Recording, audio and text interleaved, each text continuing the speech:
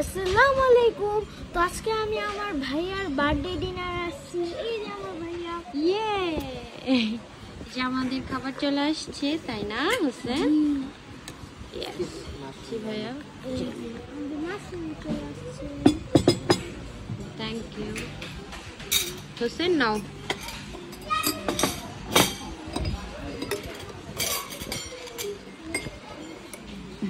Hossain taste করে বলো কেমন হয়েছে। হাসান নাও।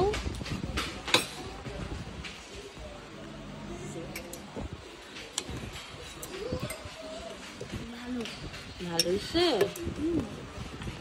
এখন আপুর বাড়ি।